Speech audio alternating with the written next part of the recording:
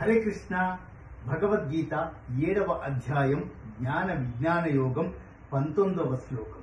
బహూనాం జన్మనామంతే జ్ఞానవాన్ మాం ప్రపద్యతే వాసుదేవ సర్వమితి సమహాత్మా సుదుర్లభః. ఏమండి, ఎన్నో జన్మల తర్వాత, కోటి జన్మల తర్వాత అనుకుందాం, ఈ మనిషి జన్మ వచ్చింది. ఇంతకుముందు వచ్చిందో లేదో మనకైతే తెలియదు, ఇప్పుడు వచ్చింది కాబట్టి ఇది చాలా శ్రేష్టమైన జన్మ. అంటే మనకి బుద్ధి, జ్ఞానం, మనసు ఈ మూడు ఇచ్చారండి ఆ కృష్ణ పరమాత్మ. సో దాన్ని సద్వినియోగం చేసుకోవాలా, దుర్వినియోగం చేసుకోవాలా?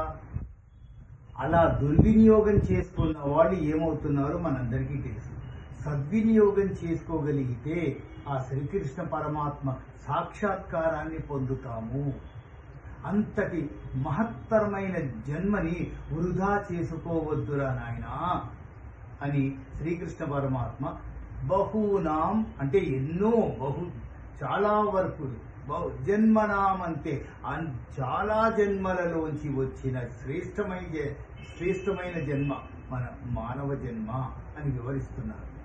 దీనికి మనం ఒక ఎగ్జాంపుల్ గా తీసుకోవాలంటే, బ్యాంకులో అందరికీ అకౌంట్లు ఉన్నాయి, చెక్ బుక్లు ఉంటాయి. సరే, ఆన్లైన్ ట్రాన్స్ఫర్ చేస్తున్నారు, that is different. Cheque book కూడా తీసుకుంటాం.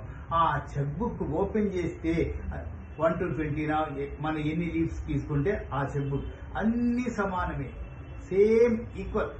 దేని మీదైనా చూడండి, పే డాష్, రూపీస్ డాష్, కింద మీ పేరు, పర్సనల్ అకౌంట్ అయితే మీ పేరు, లైన్ ఉంటే దాని మీద సంతకం పెట్టమని, అంతే కదా. అన్ని సమానమే. ఎప్పుడైతే దాని మీద రూపీస్ చోట మీరు అంకెలు రాస్తున్నారో దానివల్ల ఆ చెక్ కి వాల్యూ పెరుగుతుంది, విలువ పెరుగుతుంది. అప్పటిదాకా చెక్ బుక్ డ్రాలోనో బ్యాగులోనో ఉంచేస్తాం. ఒకసారి దాని మీద అంకెలు రాసి సంతకం పెట్టారు అంటే దానికి సెక్యూరిటీ కావాలి అని అనిపిస్తుంది మనకి. అలాగా ఎన్నో జన్మల తర్వాత వచ్చిన మనిషి జన్మని అంతకంటే సార్థకతగా మనము ఆ కృష్ణ పరమాత్మ సాక్షాత్కారాన్ని పొందడానికి చేయాల్సిన అన్ని ప్రయత్నాలు చెయ్యాలి. అర్థమైంది కదండి? ఇంకొకసారి ఈ శ్లోకం చెప్పుకుందామా?